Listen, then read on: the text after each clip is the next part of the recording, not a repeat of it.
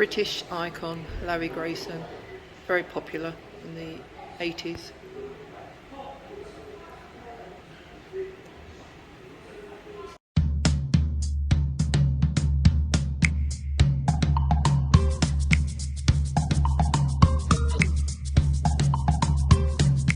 What a gay day.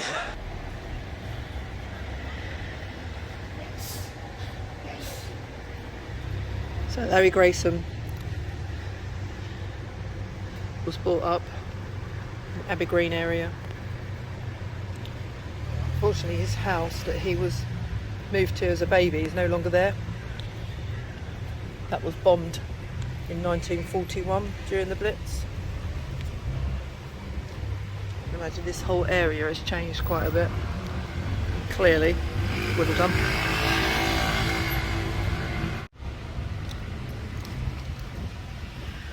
Up. So over there is Abbey Green Primary School, where Larry Grayson, when he was William Sulley White, that's the school he attended.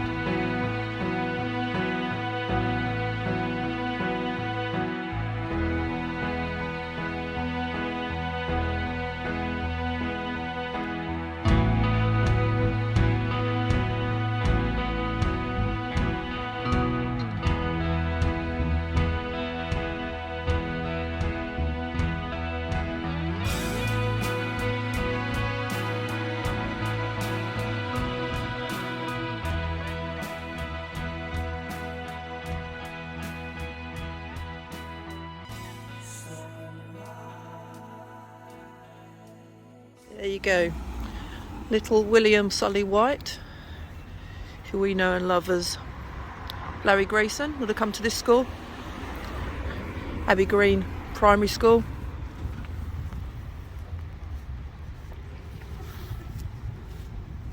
Not a lot to see really, school's closed, otherwise I wouldn't be filming. So it's hard to say really which part of the school is old, which part of the school is newer. It's obviously a lot bigger from them days. So this is Fife Street in Nuneaton. Larry Grayson left school at age 14 years old and he got a job in a shoe shop. He only lasted a couple of days before he left the shoe shop. By all accounts, he was a little bit of a performer growing up, and as a child he used to put on little shows for neighbours, family, friends. And a neighbour, realising that he was a performer, offered him the chance to perform in the Fife Street Working Men's Club. And that Working Men's Club is here. So this would have been the place for Larry Grayson's first ever public fee-paying performance. Definitely humble beginnings. But this is the Fife Street Working Men's Club.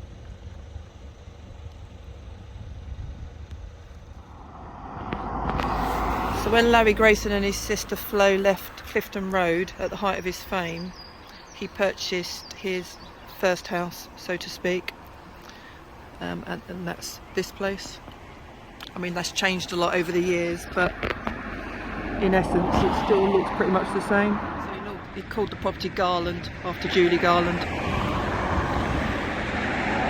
It looks totally different now, but you would expect so since 1972. And he and Flo lived here together.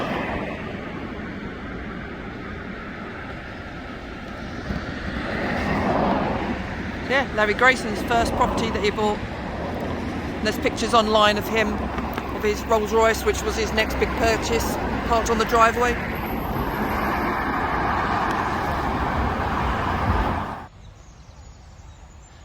So I've come here today to the Nuneaton Museum and Art Gallery to see the permanent exhibit that they've got in there for Larry Grayson. And apparently there's all personal items, photographs and loads of other stuff. So let's go in and have a look.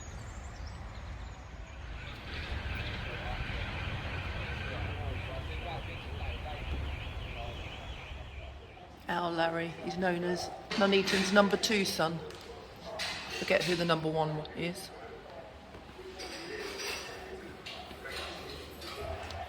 So that chain there is the glasses chain worn by Larry Grayson. And then you've got a shot glass measures that belong to him. And that cap belonged to his chauffeur. And that picture was signed in the 1990s. Oh, Larry Grayson. Shut that door. Shut that door.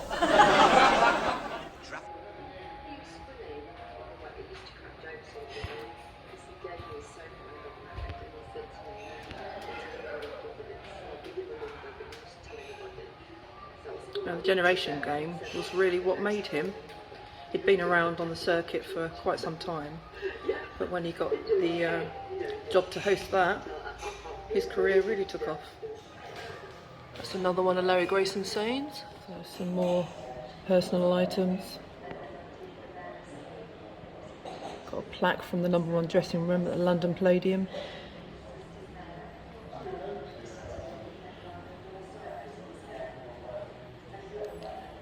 Technical blending powder and pan stick. That was his stage makeup.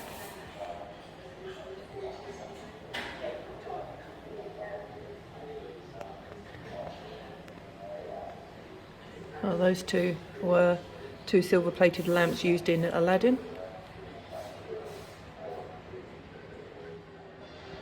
It's a velvet bow tie programme.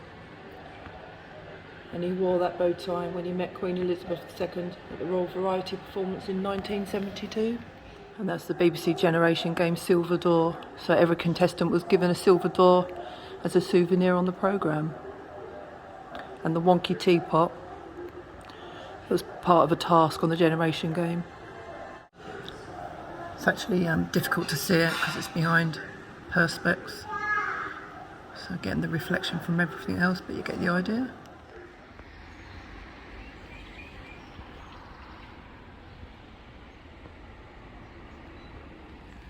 This is Oaston Road Cemetery, Nuneaton,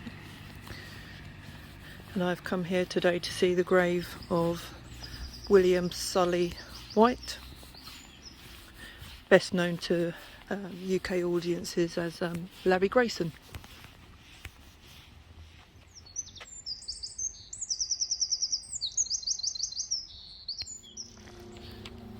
So William Sulley White was born on the 31st of August 1923 in Banbury, Oxfordshire.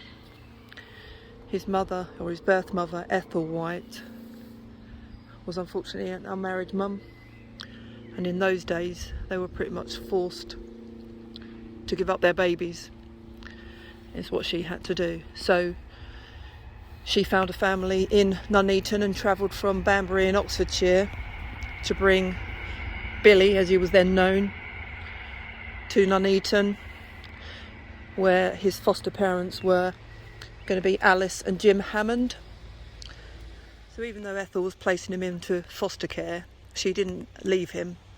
She stayed in Nuneaton with the Hammonds, and she became known, to be fair, as Auntie Ethel.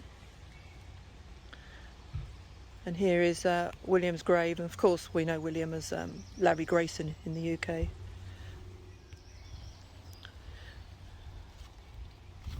When Larry was 6, Alice, his foster mum, passed away, and it wasn't until a couple of years later that he knew that Ethel was his real mum. When Alice passed away, his foster sister, Florence, I think they called her Fan, then took on bringing him up.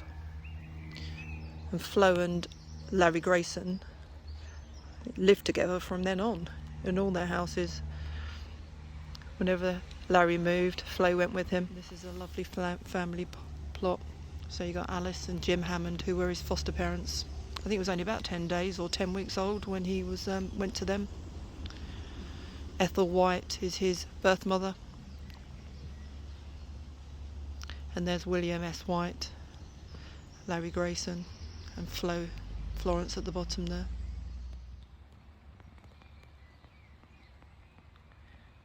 William S. White, Larry Grayson, 1923 to 1995.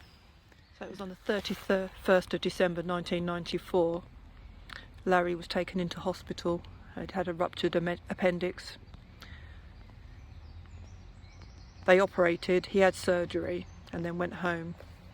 But unfortunately he suffered a hemorrhage and passed away on the 7th of January 1995 at home.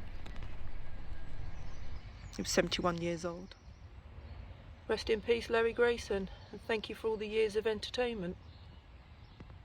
You were one of a kind. Look at you all together again.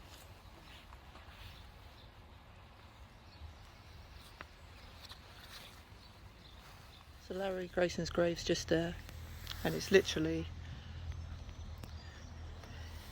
the entrance is just over there.